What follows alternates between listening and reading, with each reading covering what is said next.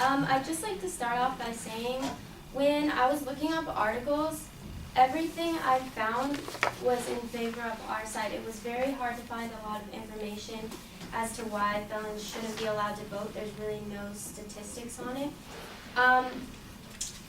Okay, Morgan mentioned that there's a problem with these prisoners being rearrested after 3 years and there's so many repeat offenders.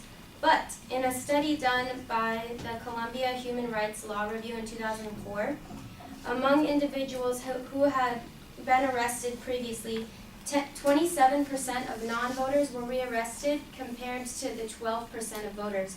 So taking away that right to vote, clearly these people want a right to vote, and if you're taking it away from them, they don't feel human, and then they're just going to keep committing crimes because they're not being released back into society with the rights that they originally had.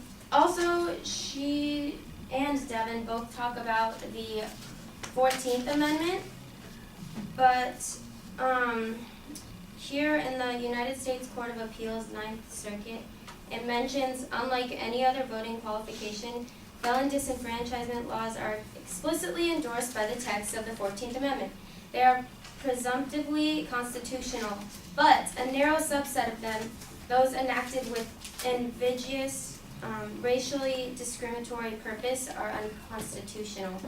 Now, you can talk all you want and say that there's no racism in this country, but considering the Black Lives Matter movement and the fact that 1 in 13 African Americans are going to be in prison at some point in their life, I think there's a bit of racism. Like, it's obvious. Okay, also,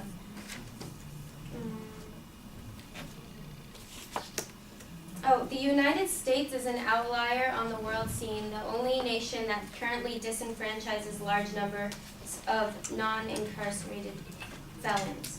So we're the last ones to go. Why don't we step it up? The thing is, we are. In 38 states now, and the District of Columbia, most ex-felons automatically regain the right to vote upon the completion of their sentence. And this is a new thing, like what was mentioned by Aaron with the 2000 election. According to should felons be allowed to vote by Elise Shortland, Florida was decided by just 537 votes. In that state, almost 950,000 people are disenfranchised because of felony convictions. That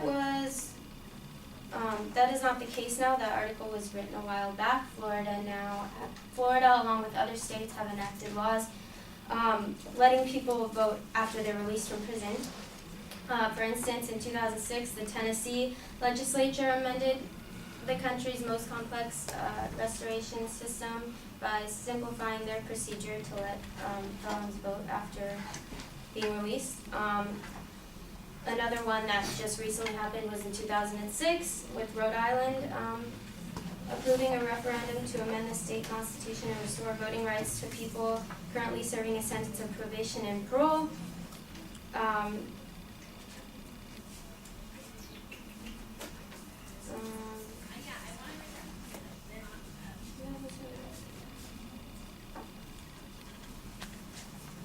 2007, the legislature repealed all provisions of the state's lifetime voting ban, including a 3-year waiting period after completion of sentence for certain categories of offenses.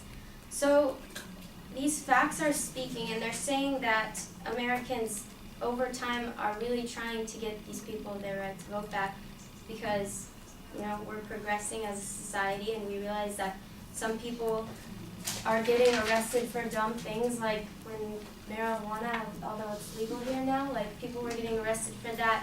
Or if you're an African American, you could get arrested by a racist cop for speeding or just really not being white. So I think if anything, we should step up our game and give these people their right to vote.